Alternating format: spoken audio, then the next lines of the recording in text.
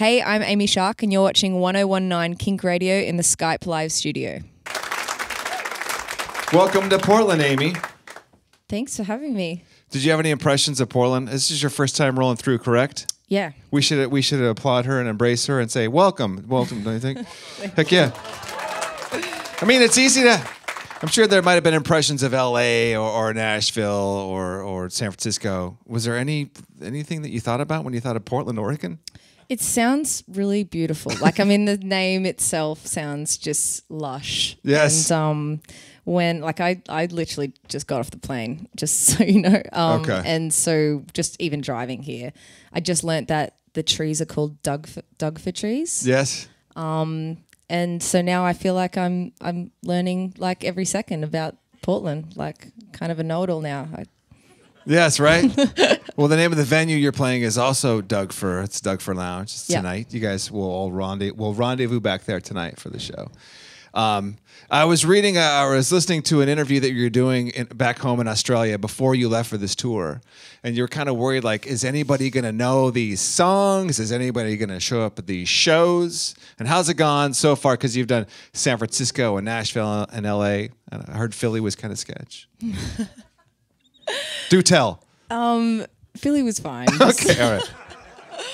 No, it's true. I was like, this is my first time ever playing shows in America. So, and everything's happened very quickly for me at home. So it still feels bizarre being here. And yeah, I expected like 4 or 5 people at every show, and it's definitely been more than that. So it's pretty overwhelming. And they know the songs? Yeah, I know. Like sometimes I'm in that much shock, I just stop singing because they're like singing it to me, and it's like, it's lucky because I can just watch what they're singing. And I'm like, that's cool. right. That's where I am. That's awesome, though.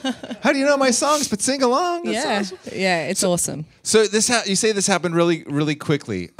Let's go back just a little bit. So you've been writing songs for years, true or false? Yeah, true. But you never really put them out there for the world to know, or? I did for a very long time. Like, I've been writing songs for 10 years. Okay. And but I was pretty lazy for a lot of it. Like, I used to just write just really trashy acoustic songs and not really put much into the production. And it took me a while to find my sound and who I wanted to be, and what sort of music I wanted to create. So, but then I wrote a few songs, and I sort of started messing around with beats and still doing all my demos on acoustic. And after a few songs, I kind of got my confidence back, and I still had given up on the industry. Like, I didn't really want anything to do with talking to labels or trying to get my songs on radio or anything. Like, I doing was just stupid interviews like this. No, this has been the best. Yeah, right. You're definitely the most handsome. Hey, all right. Thank you. I'm just like praying you play more of my music. But oh yeah, right. I get it now. But so, like, as this is going through, like, you had a regular 9-to-5 job, and you had to go to your boss and say, "That's it, I quit. That's it, I'm out." Yeah, I just got my desk and I went. Flipped it. No, I was like, yeah, I really liked my job. I was a video editor, and I still do all my own music videos and things like that. Something that I just love doing.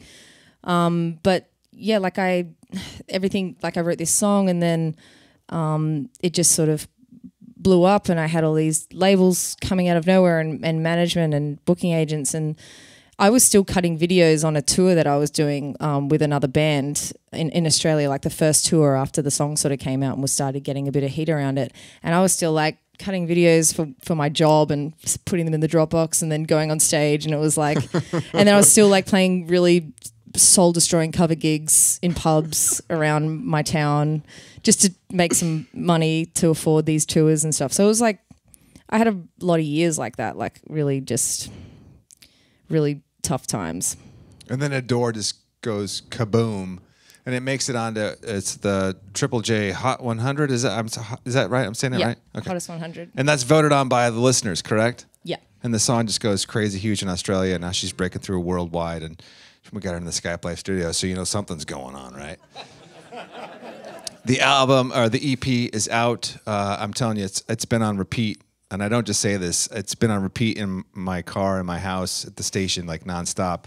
I'm addicted to this EP. You should know more about this girl. She's going to play some more for us. Thank you so much for coming in, Amy Shark. Appreciate you. Thank you. Thanks for having me. Put your hands together for Amy.